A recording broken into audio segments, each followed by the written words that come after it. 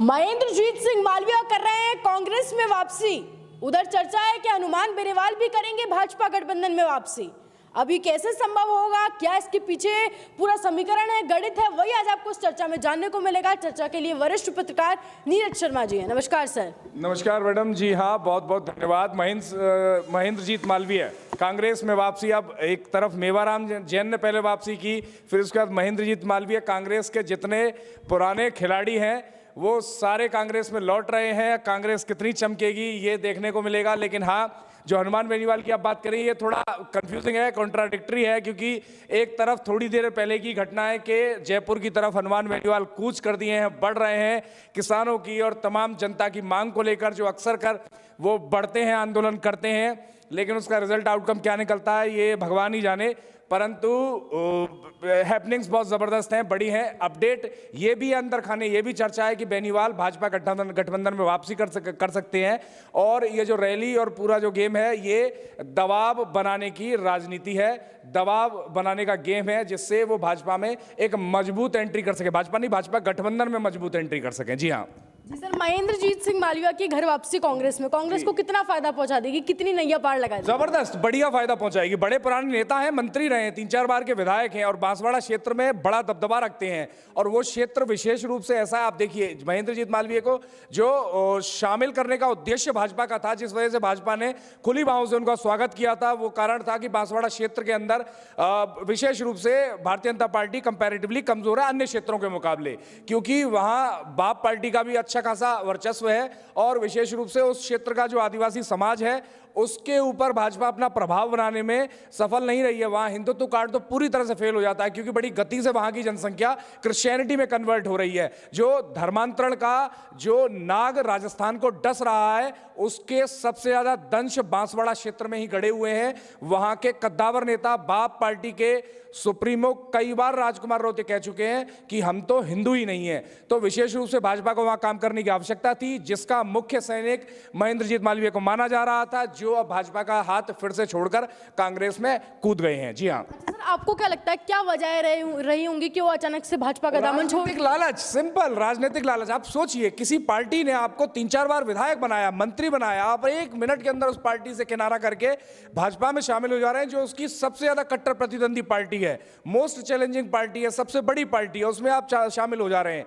तो आप जैसे, ये तो वैसा है कि आप एकदम ब्लैक से व्हाइट हो गए, व्हाइट से ब्लैक हो गए, ये तो वैसा रहा। अब अगर ऐसा आप कर ले रहे हैं तो निश्चित रूप से राजनीतिक लालच है इसके पीछे।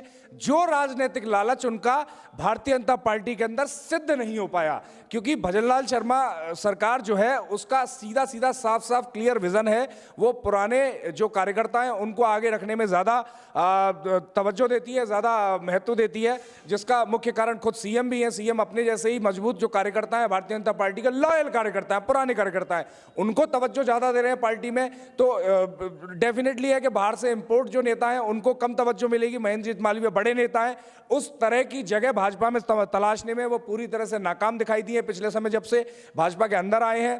पहले वो मांग कर रहे थे कि जहां से बाप पार्टी के विधायक हैं पटेल, उनकी वो जेल चले गए हैं, तो उनकी जगह पर उपचुनाव हो, वहां से उनको चुनाव लड़वाया जाए और वहां से वो संभवतः जीत भी जाते, क्योंकि असर रखते हैं उस क्षेत्र के अंदर, वहां से जीत कर आएंगे, फिर उसके बाद उनको भाजपा के अंदर मंत्री बना दिया जाएगा। लेकिन वैसा हो नहीं पाया और ना वैसा होता हुआ दिख रहा। फिर अंदर खाने ये भी चर्चा है, जो सूत्रों के हवाले से खबर आती है, कि मालवीय मांग कर रहे थे कि कुछ नहीं तो भाई किसी बोर्ड का अध्यक्ष बना के बिठा दो, कोई राज्य मंत्री, कैबिनेट मंत्री का कुछ तो दर्जा दे के बिठा दो, क्योंकि बिना पद की गाड़ी के सिर्फ भाजपा का झंडा अपनी आगे फॉर्च्यूनर पर टिका के मालवीय को मजा नहीं आ रहा था। तो अगर उनको किसी पद का, सिस्टम का उनको लालसा थी, जो उनको भाजपा में नहीं मिल पा रहा है, तो वापस फिर वो अपने कांग्रेस पक्ष के अंदर लौट गए। राजनीतिक लालच के अलावा कोई कारण नहीं है। जी सर, इस घर वापसी से भाजपा को वागड़ क्षेत्र में क्या भारी नुकसान होगा? हाँ, हो सकता है। आप ये कहिए कि वहां ऐसा समझिए, आप अपना सैनिक बनाकर फुल दाव लगाकर उस क्षेत्र भर के अंदर किसी व्यक्ति से आय कर रहे हैं और वो अचानक से आपका साथ छोड़ दे, उस क्षेत्र का प्रमुख नेता मान लीजिए भाजपा के पास ले दे के वही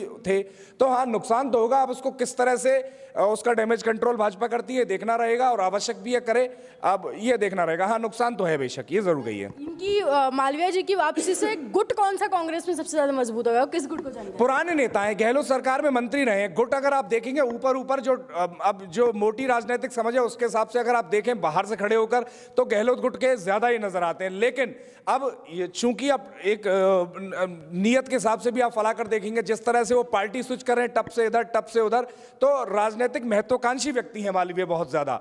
तो अगर जब वो अपनी पूरी संपूर्ण पार्टी को धोखा दे सकते हैं अपनी राजनीतिक लालसा को पूर्ति के लिए, तो निश्चित रूप से गहलोत गुट या किसी गुट को धोखा देना कोई बड़ी बात नहीं है। अगर उनको पायलट गुट मजबूत होता हुआ दिखाई देगा तो मालवीय वहां जाकर बैठ जाएंगे। गहलोत गुट में फिलहाल ताकत है ही, हमेशा से ताकतवर रहा है, और पूर्व मुख्यमंत्री अशोक गहलोत जैसा ताकतवर राजनीतिक व्यक्ति कांग्रेस पार्टी के अंदर नहीं है, ये सभी मानते हैं और सबको मान भी लेना चाहिए, जो ओवर पावर भी करते हैं सचिन पायलट की मास लीडरशिप को।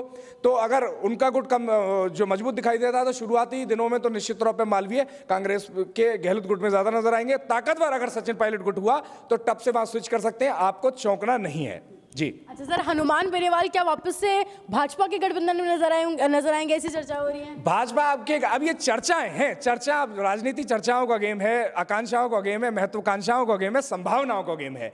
तो संभावना तो हर चीज की है, संभव कुछ भी है राजनीति के अंदर।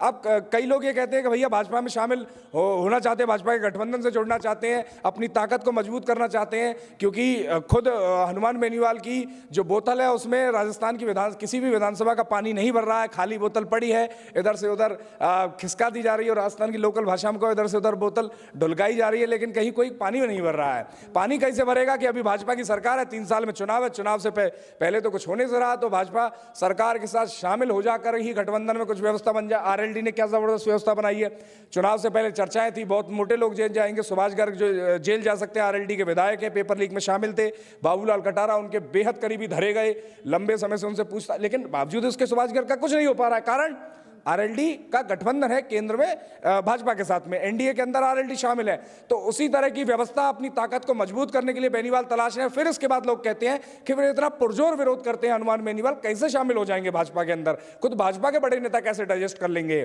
तो ये भी आप समझिए कि राजनीति के अंदर दबाव बनाने का भी गेम होता है। थोड़ी देर पहले जो हम शुरुआत में भी कह रहे थे कि खबर थी कि हनुमान बेनीवाल कुछ कर दिए जयपुर की तरफ बड़ी संख्या में लोगों को लेकर, तो ये प्रेशर बनाने का भी गेम हो सकता है कि भैया ये देखिए, शक्ति प्रदर्शन का भी गेम हो सकता है, जो समय समय पर बेनीवाल करते हुए दिखाई भी देते हैं।